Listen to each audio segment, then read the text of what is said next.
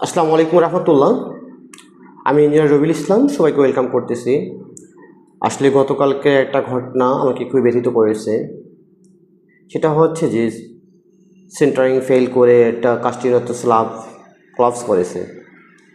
তা আমরা যারা আসলে প্র্যাকটিক্যালি কাজ করি বা আমাদের যারা দীর্ঘদিন ধরে আমরা প্র্যাকটিক্যালি কাজ করে আসতেছি, তারা আমরা এই জিনিসগুলা নোটিশ করতে পারি যে মূলত কোন কোন কারণে একটা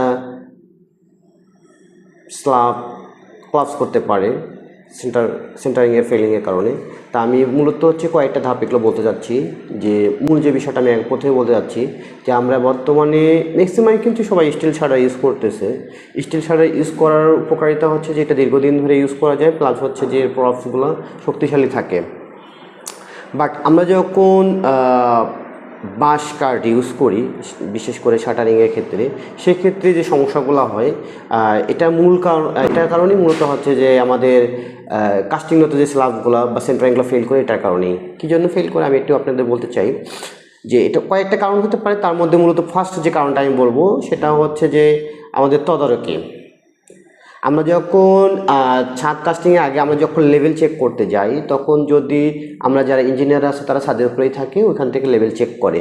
বাট এই সময় দেখা যায় যে নিচে যারা লেবার মিস্ত্রিরা থাকে, যারা অনেক সময় কী করে, খুঁটিগুলাকে ঠিক মতো জাম দেয় না, নিচে জাম দেয় না। তো লেভেলিং করতে গিয়ে দেখা যাচ্ছে কোথাও উঁচু ভাসাইতে হচ্ছে বা কোথাও ডাউন করতে হচ্ছে। এই যে আপ ডাউন করা অবস্থায় তারা কি করে, দেখা যাচ্ছে যে ওইখানে যে যারা ডাউন করা লাগবে সেই জায়গা আস্তে করে নিচের যে যেটা বলে জাম দেয়, যেটা ওরা দেয় ইট দিয়ে হোক কাঠ দিয়ে হোক, যে জামগুলো দেয় এগুলো অনেক সময় সরে দেয়। কী জন্য? ওই লেভেলটা ঠিক রাখার জন্য। এক্ষেত্রে আমরা কি করি যে ঠিক আছে, লেভেল ঠিক আছে, ইটস ওকে।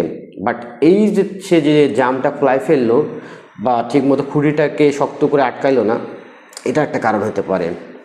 দ্বিতীয় যে কারণটা আমি বলবো সেটা হচ্ছে অনেক সময় কোম্পানি কি করে, কিছু কিছু কোম্পানি যে দেখা যাচ্ছে যে ঠিকাদারকেই তারা কাঠবাসের জন্যই বলে যে ঠিক আছে আপনি আপনার ম্যাটেরিয়ালস দিয়ে আমাদের এই কাস্টিংটা করে দেবেন। সেক্ষেত্রে যে সমস্যাটা হয়, ঠিকাদার কী করে, হয়তো রেট 19-20 কারণে হোক বা তার কস্টিং কমানোর কারণে হোক, সে কী করে পুরাতন খুঁটি ইউজ করে। পুরাতন খুঁটি যখন ইউজ করে তখন কি সমস্যাটা হয়, দেখা যায় যে কিছু বা খুঁটির স্ট্রেংথ ঠিক থাকে না, সেগুলো লোড নিতে পারে না। এ কারণে কি হয়, যখন কাস্টিং শুরু হয়ে যায়, যখন লোডগুলো যখন ভার্টিক্যালি লোড যখন মানে লোড যখন ডিস্ট্রিবিউট হওয়া শুরু করে, তখন এই খুঁটিগুলো আর লোড নিতে পারে না। ফলে থাকলে কী হয়ে যায়, ভেঙে যায় এবং এখানে একটা কলাপস করার চান্স থাকে। তৃতীয় আরেক যে কারণটা সেটা বলবো যে আমরা কি করি যে গ্রেড বিম ঢালাই হওয়ার পর আমরা ফ্লোরে কী করি, ভিটে স্যান্ড, ভিটে বালি যেটা আমরা বলি, সেটা আমরা ইউজ করি। এটা করার পর এই যে ভিটে বালিটা যখন আমরা ইউজ করি, এটাকে ভালোভাবে কম্প্যাকশন না করার কারণে এটা কি হয়ে যায়, অনেক সময় কি আমরা যখন এখানে খুঁটি এটার উপর যখন খুঁটি দিয়ে যখন আমরা সেন্টারিংয়ে কাজ করি, তখন কি হয়ে যায়, লোড পড়ার কারণে অনেক সময় দেখা যাচ্ছে যে কোথাও বালু দেবে যায়। এই দেবে যাওয়ার কারণেই হচ্ছে একটা কলাপস করার চান্স থাকে। সেক্ষেত্রে এটা একটা চান্স থাকে।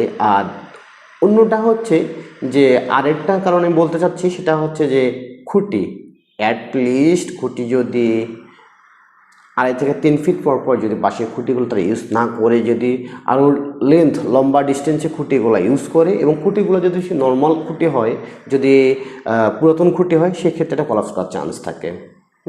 মূলত প্রাথমিকভাবে বলা যায় যে এসব কারণেই কিন্তু একটা সেন্টারিং ফেইলিয়ার হয়। এসব কারণেই কিন্তু স্ল্যাব কলাপস করে। অন্য ক্ষেত্রে যে আমি বলতে চাই যে এগুলো থেকে উত্তরণের উপায় কী, এটা ফার্স্ট উপায় হচ্ছে যখন আমরা সেন্টারিং করা অবস্থায় যখন আমাদের খেয়াল রাখতে হবে যে আমরা যে মাটির উপরে সেন্টারিং করতেছি সেটা ঠিকমতো সেটেল ডাউন আছে কিনা। যদি সেটেল ডাউন না থাকে তাহলে আমাদের সর্বোচ্চ প্রায়োরিটি দিতে হবে ওটাকে কীভাবে সেটেল ডাউন করা যায়। হয়তো সেটা ওয়াটারিং করে, ভালোভাবে কম্প্যাকশন করে, দুর্বুন্স করে, দেন যাতে এটা ঠিক মতো এটা কম্প্যাকশন হয়, এই জিনিসটা খেয়াল রাখতে হবে। অথবা আমাদের কি করতে হবে, আমরা করতে পারি যদি আমরা বাঁশ কাঠি ইউজ করতে চাই এবং যদি আমাদের কম্প্যাকশন ঠিক মতো না হয়, সেক্ষেত্রে আমরা কি লম্বা কাঠ ইউজ করতে পারি খুঁটির নিচে, যাতে খুঁটিটা কি হয়ে না যায়, মানে একদম দেবে না যায় এবং সেন্টারিং যাতে ফেলার না হয়, এটা আমরা করতে পারি। দ্বিতীয় যে কাজটা করতে পারি, যখন আমরা ছাদের লেভেল চেক দেব, ঠিক ওই সময় ইঞ্জিনিয়ারের পাশাপাশি নিচে একজন সুপারভাইজার থাকা দরকার। কী জন্য সুপারভাইজার থাকবে? সে সুপারভাইজ করবে যে আদৌ ঠিকমতো খুঁটিগুলো তারা জাম দিচ্ছে কিনা, ঠিকমতো খুঁটিগুলো শক্তপোক্ত আছে কিনা। ঠিক আছে, এই জিনিসটা আমাদের খেয়াল করতে হবে। তা আমরা যদি এই প্রপার এই ওয়েতেই যদি আমরা সেন্টারিংয়ে আগে যদি এই জিনিসগুলো যদি তদারকি করি, তা ইনশাআল্লাহ আমাদের ভবিষ্যতে এরকম দুর্ঘটনা ঘটবে না বলে আশা করতেছি।